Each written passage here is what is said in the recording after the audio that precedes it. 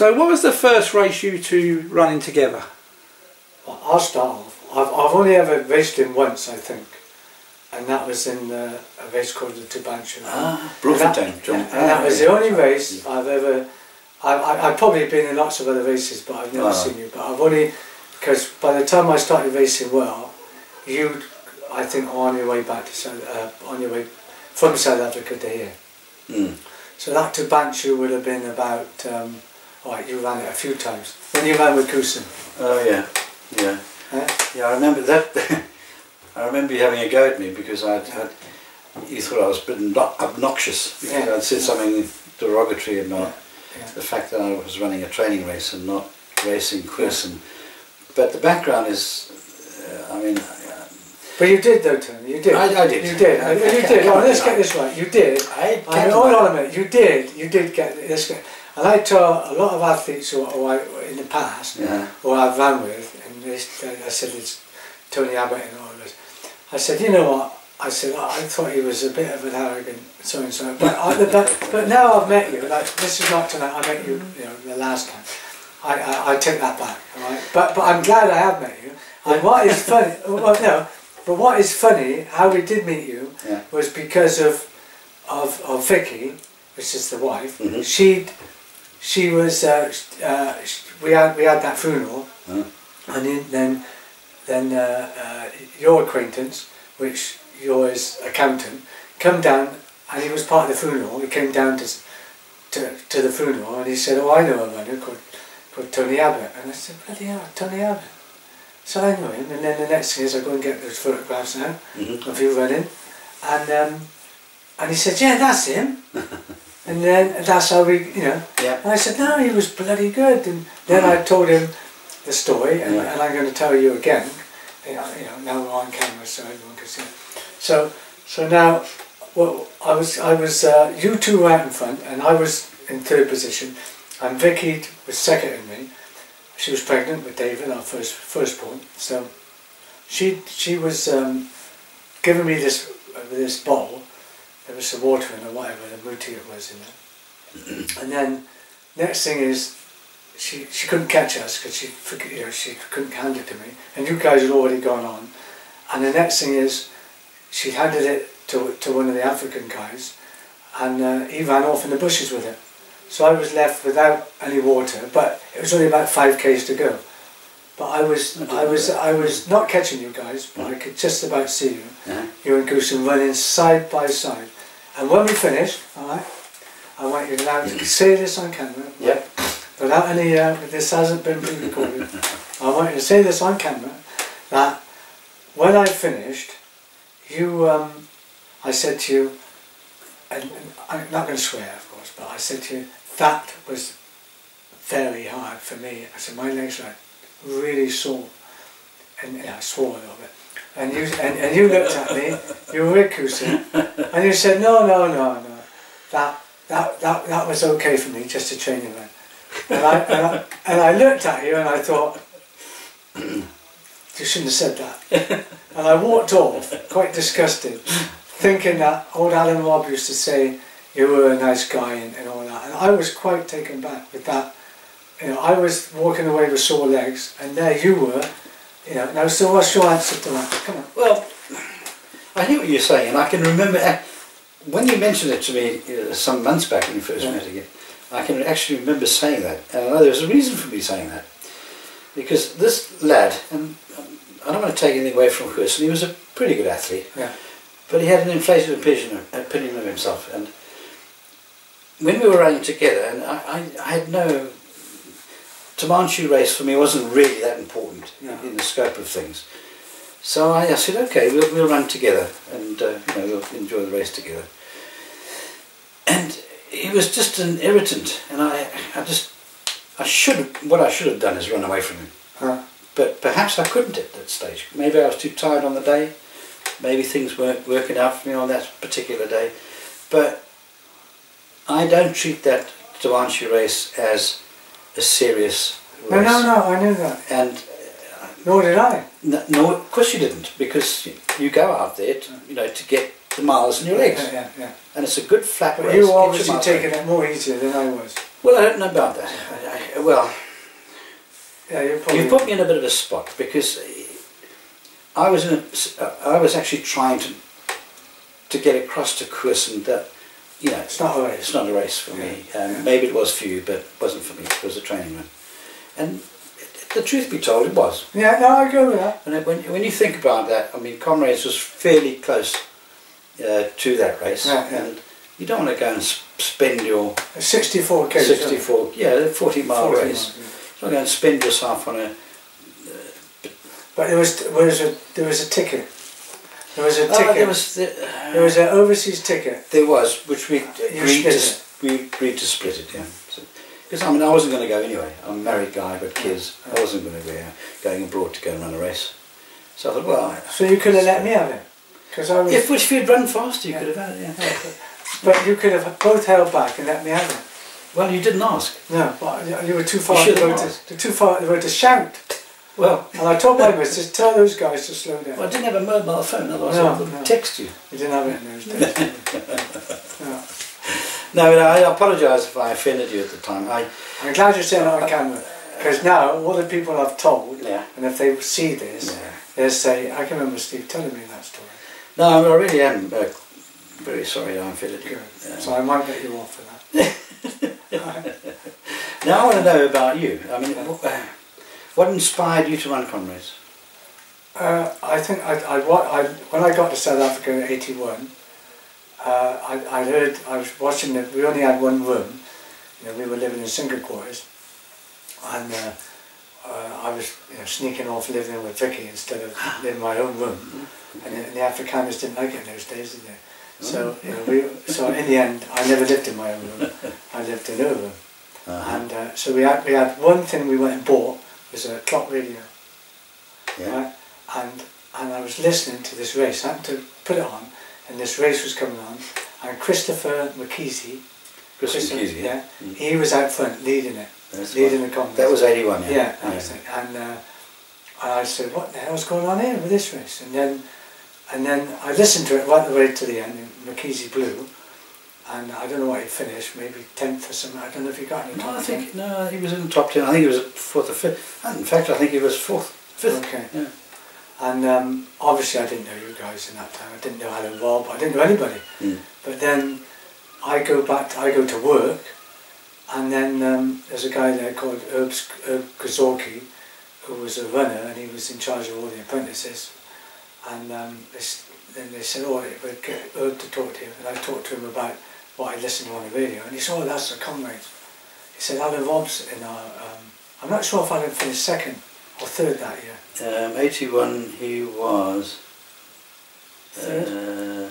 No, Johnny Halbus was 2nd, I was 3rd. Okay. 81 was Fordas, Halberstadt, Abbott, and then I think it was McKeesey. Okay. I think it was McKeesey. And maybe Rob was 5th then or something. No, Alan came out 7th or 8th, I think, I can't remember. But he's got so many gold medals, it doesn't really matter. He's got so many of them. Yeah. Anyway, I remember saying to Alan, why did, not in that way, anyway, years later, I forget that. So now, so I asked this bloke Gazorki about it, and he said, no, Alan Robb runs for Jameson Callis, and that's who I hope you'll join. So then I joined Jameson Callis, and that was it. I got to run this race. I never even ran a marathon until then. So then he started helping me, and that's how I started running. And I ran. Brilliant. I ran the pony marathon, but she was second, and I already talked about that. But he'd helped me, and that's how I got into it. And I thought it was brilliant, absolutely brilliant. How many Comrades did you run before you got your gold? I ran 3, I think. 3. That's pretty good, yeah. And were you 7? Was 7th? I was 9th. I only had one. 9th. I only got one. The one goal. One goal. I was 7th, 18th, 26th, 33rd, twice. But I mean, you were... That's not too shameful, I'll tell you what. No, but you ran... You ran 4 goals, didn't you? Yeah, 4 goals, yeah. So... Yeah. But you see, the thing is, Look, now I coach in that. You had a good group to train with, and they were all wound up for Comrades. And you had Ackerman, Tivers. Let me go back a step. Right, we didn't have any of them before that. Right. There was just Graham Fraser and moi. Moi? Moi, me. Oh, right. Graham Fraser, I ran for Pinetown Athletic Club. Right. When I first started running. Right. Okay. And I was running, we lived in a rural area called Waterfall, near Hillcrest. And I was running along the road there, and this guy pulled up in a VW. He said, "Hey, who do you run for?" I said, "I'm running for Pinetown actually." He said, "Come and join our club." I said, "What club?" He said, "Look, it's Villagers." I said, "Okay, maybe. You know, people pull up in a car and tell you to do something, you think, well, what should I do? But the end shot was I ran my first Comrades with Pinetown Athletic Club. And I actually finished in 8 hours and 13 minutes, which I thought, for me, I didn't think I'd be able to finish the race, let alone run a reasonably good time. But after that, I got to know Graham lived just around the corner from me, and he'd say, "Well, come out for a training run with us." So we went out for a training run, and we seemed to hit it off quite well. We were pretty competitive.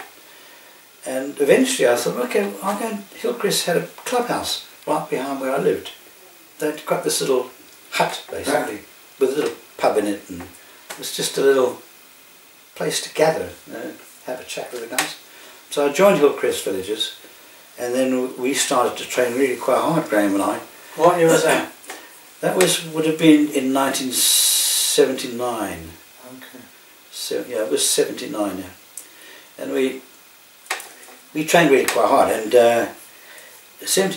that was the year I finished 17th, and Graham Fraser was injured that year and he couldn't run, and he was seconding a guy called Graham Farrell, not the Farrell you know, from not Willie Farrell. Not Willie Farrell, Graham Farrell, which also he was a runner for Hillcrest Villagers, and Graham Farrell was tipped to be in the top 10. He was quite a good athlete, you know, he was a 2:25 marathon runner, but he was pretty handy, but he blew. And I went, Graham was seconding Willie Farrell. You're thinking of Willie Matola then? No, Willie Matola is another issue. Yeah. That's Miles. Miles down the road. Yeah. Graham Farrell. We're name dropping now. Yeah, Fraser was seconding Farrell, and I went past the two of them, and Fraser was just gutted because I finished in the top 20. Yeah. And you know, he'd never done. I think his previous best was about 37th. Anyhow, next year we got together and we trained really quite hard. Together? Yeah, together mostly, yeah. Well, you and Graham? Graham Fraser and Farrell, yeah, we all trained together. And it was the down run, 1980 down run. And there was this big thing between... Rob and Fordyce? Rob, that was 82. Yeah. 1980, Alan Rob. Alan Rob won it in 1980, I think. No, is that where you ran down over that hill? Down over Fields in Fields under an hour Hill. and a half? Under an hour and a half. Well, Alan ran the sub 2.5, at 5.5 in 78. Okay. He ran 5:29 in 1978. Yeah.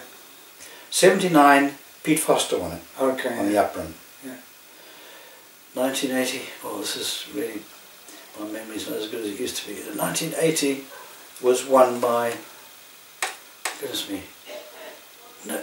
Wasn't it Rob? No. Come on, who won the 80 Comrades? I can't remember. Jeez, we are getting old here. No, 1980. No. I knew most of them. I knew most of them. And I wasn't even there. I know, I was there, but here we go.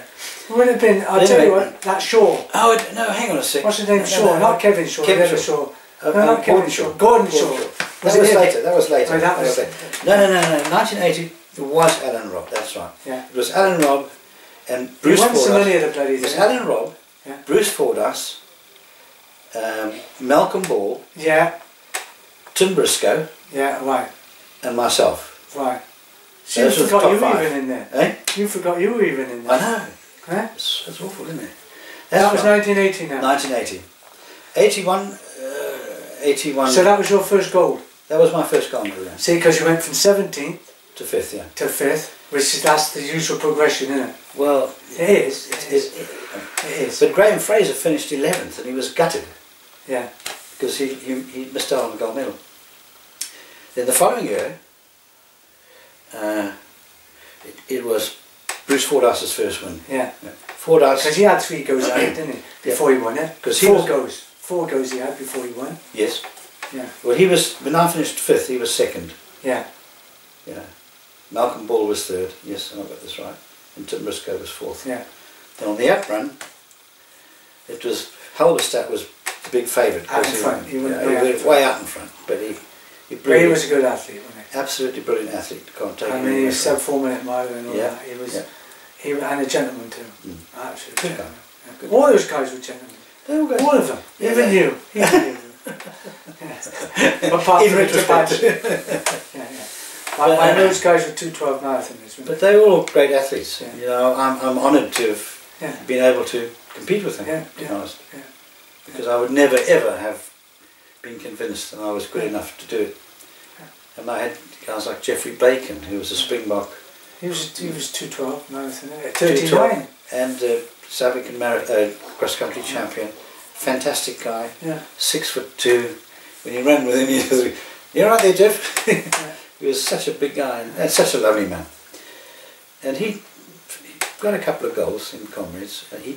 Why he ever ran, I don't know, because he was just too tall and too big to run. He used to have this. I remember being in a race with him, and we finished. That was a marathon champs. That I don't know when it was. Must have been 86 or something. And finished, and he was on the side, and his feet were absolutely knackered. They were like been through it. I've never seen anyone's feet like it. Also, been through it like a mango. I couldn't believe. Steve, I'll tell you a story about. Have you ever heard of Trompy Stratum? No, I've heard of the Happy Stratum. Trompy Stratum worked with me at SA Nylon Spinners in Hammersmith. He was a dyer. He worked in the dye plant. Is that where Des Roundtree worked as well? He must have worked. No, but Des was in the game. Des Roundtree was in the game. But Trompy Stratum ran Comrades and he got a gold in 1979. Was it 78? 78. And he got to the start of Comrades and he left his shoes behind. How can you leave your running shoes behind when you're running Comrades marathon? And he borrowed a pair of running shoes. And he ran 5th. It's his first gold, and I think it was his first Comrades. Yeah. And he was one of those guys that just put his head down and just went. Yeah. And his feet get were the too same. technical.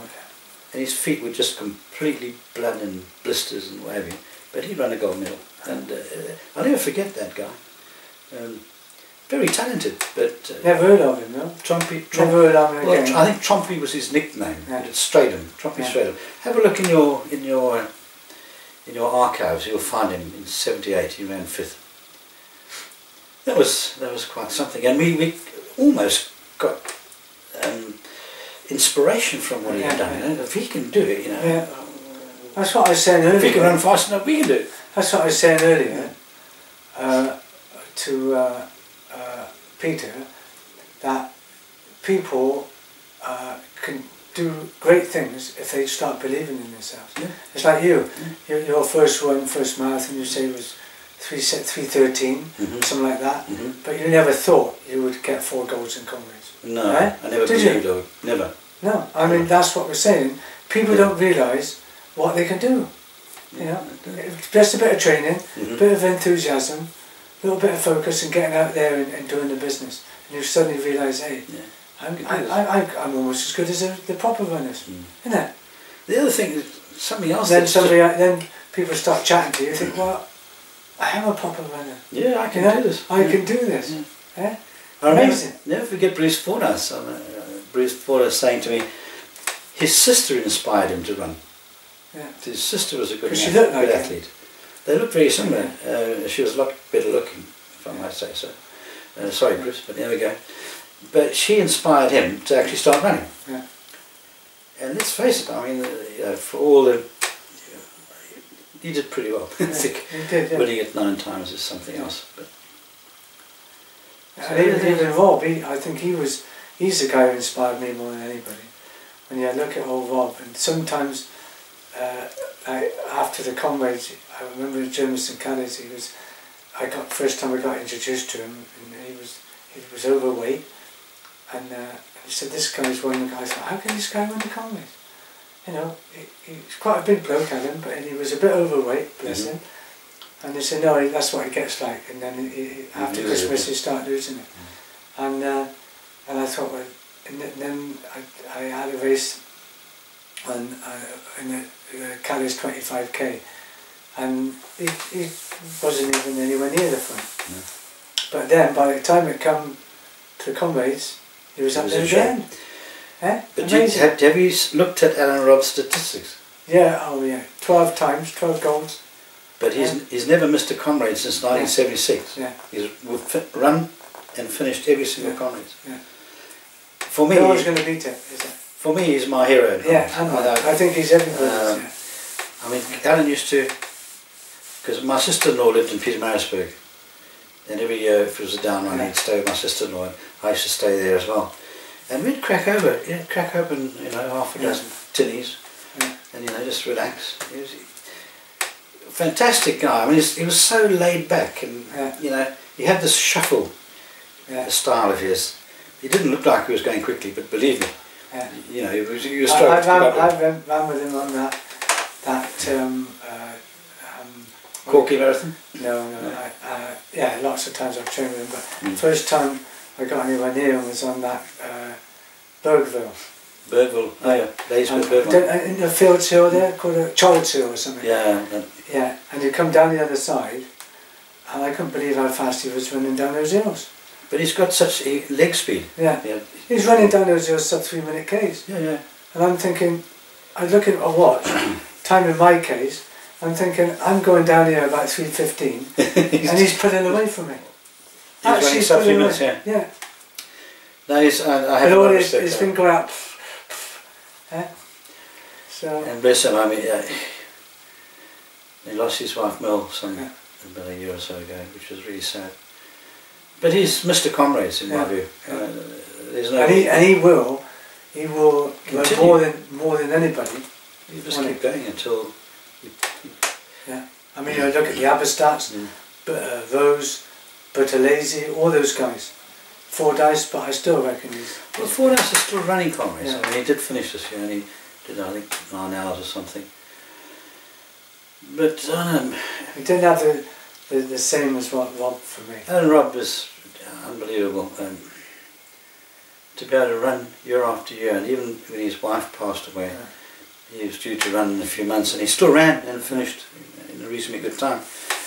And I could never forget in the mid-90s. I mean, he'd been running gold medals all the way up until the mid-80s and what have you, and then he disappeared for a while. And I looked at the result, and there, Alan Robb ran a gold medal. He ran seventh. In the mid-90s sometime. I thought, this guy is just unbelievable. That was his last. I think it was his last gold medal. But he is a character, and I went up to Germiston on business during the 80s, and I spoke to Ali. He said, come do a training run with me. We did 24k, and it was a 24k in like an hour and a half, a bit less than an hour and a half. It was a hard training run. And we got back to his home, and he was with his dad, I think, at the time, and he just opened the fridge, took out a carry pack, and cracked open all the beers and said, like this, let's hydrate ourselves. I've been with him on a training run. We stopped off at his house, had breakfast, and then Danny Biggs was there, and because he was up there, and then we had breakfast, and then we carried on running.